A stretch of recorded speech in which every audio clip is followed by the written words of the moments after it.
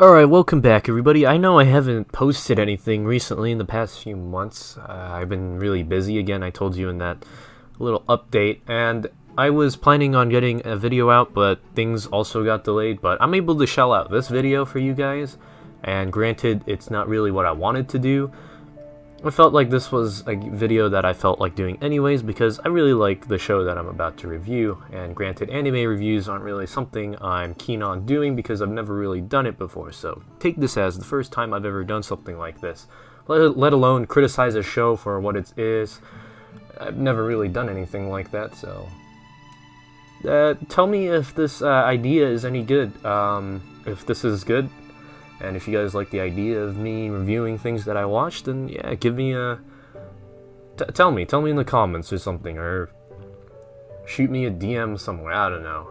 But anyways, today's show is Girls Last Tour, and this show came out a few years ago, but yet it still holds to a lot of themes that everybody might be very impressed with, or very relatable, and... This show characterizes itself as a slice of life, and a lot of elements in this very much attain and keep to its original form factor of a slice of life show, and that makes it very interesting in many ways. One, the biggest thing about this show is that it's not entirely about the military. It might seem as if, because, you know, you see these two potato girls in a Kettenkrad exploring this barren wasteland which humanity used to exist upon, but really isn't. It's nothing like you might think it is, unless you've read the manga and all that stuff, but we'll get to that soon. But anyways, I'd like to just straight up tell you guys that this is a great show and I'd recommend watching it. There are a lot of great qualities about this show that might interest a lot of viewers, and this has a fair amount of good reviews on My Anime List and the like. Has about 80%, which is really good, for me at least. I usually rate my shows around... I get an average about 7 to 9 on my shows, usually. And my criteria tends to be somewhat strict, but also pretty liberal, if you get the idea. But either way, it's still a really outstanding show for what it is. So, before we continue on, I'd like to tell you that there are spoilers and all that stuff, so if you're watching this video and you haven't seen the show yet, give it a watch again. I highly recommend it, and when you're done, come back to this if you want to hear what I think about it, my thoughts on it. So let's get on with the review, shall we?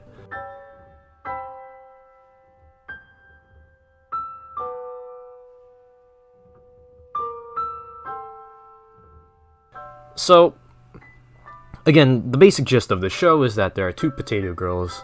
One is named Chito and the other one's named Yuri, and they both drive around in their Kettenkrad, exploring a barren wasteland, and everything is pretty fine and dandy. They explore basic things. These are basic things that we do in our daily lives, and we don't realize it until this show kind of points it out. Like, taking a bath has never seemed so satisfying to some people, but in this show, it makes it seem like it's an absolute luxury just because of how rare it is or how hard it is to just straight up take a bath. A lot of the simple things that we do are pretty much seen as a luxury.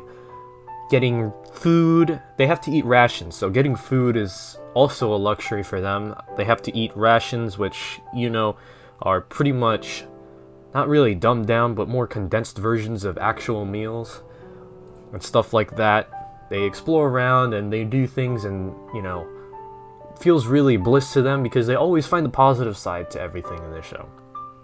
One may think that everything is negative, and yes, it very much seems that it's negative, and it is true that being alone by yourself in a place that you'll probably never find any other people, well, luckily they found two other people that they were able to meet, it very much scares me. The whole idea of just being alone by yourself, and I know it's gonna affect a lot of people as well. Being alone is quite a big fear, I will admit that, but it also touches upon being positive, which makes this show great because it's not always sad. And that's what makes this show fun, is that they always balance out the negatives with the positives, and that's what makes it more interesting. But anyways, that's one part about this show that makes it enjoyable, is that there's always a fun part or always some sort of bittersweet part about this show that makes it interesting, and I very much enjoy that. That's what makes this show very unique, makes it very different from other slices of life. I know I shouldn't have said it like that, but you get the idea.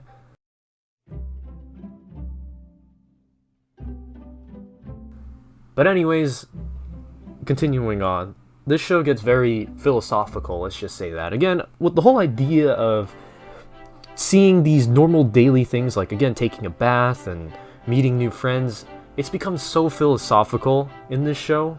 A lot of the things that they question, including empathy and religion and stuff like that, it gets touched upon in this show, and it very much talks about how humans value things and how humans tend to be emotional over things, how it's a natural thing for a human to see things differently and to interpret things differently.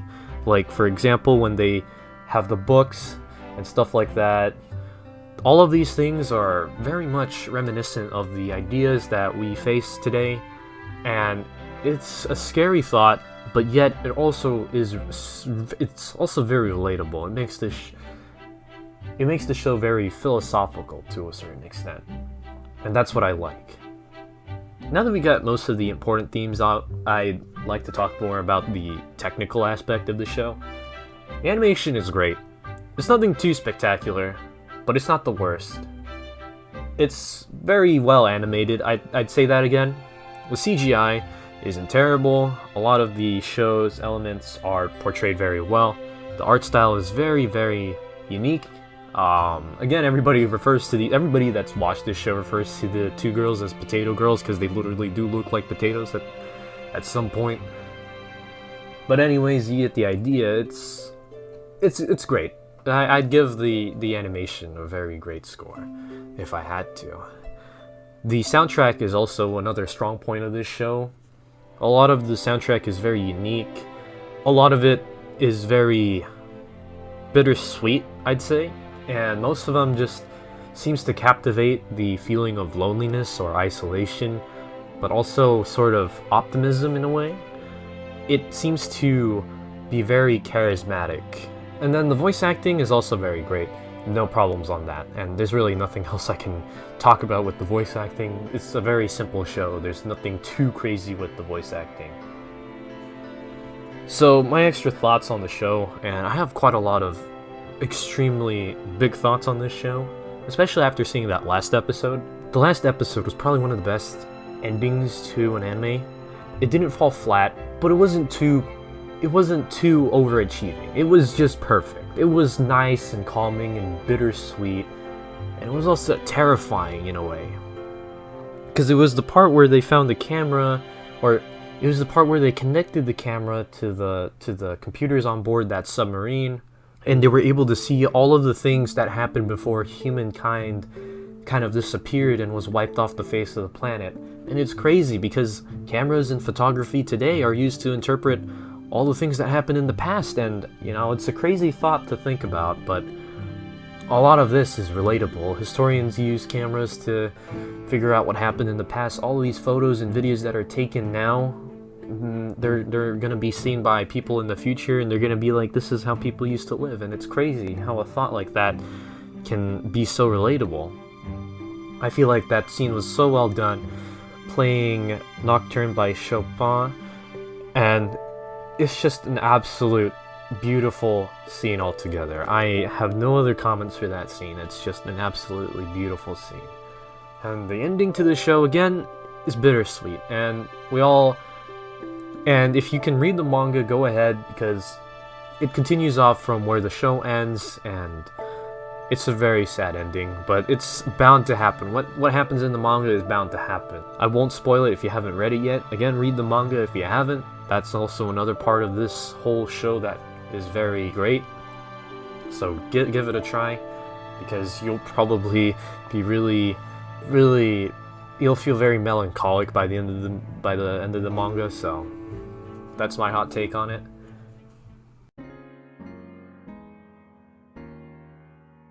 And the last big element that I just want to touch upon is the fact that they make a lot of historical references in the show. They have a lot of historical tanks they have some World War II era tanks that appear, and some people theorize that the humans use these tanks as a last-ditch effort because the robots in this show, the robots in the past, destroyed pretty much everything that the humans had, and the last thing they could do was resort to the weapons that they had before. And I thought that was an interesting, cool little thing.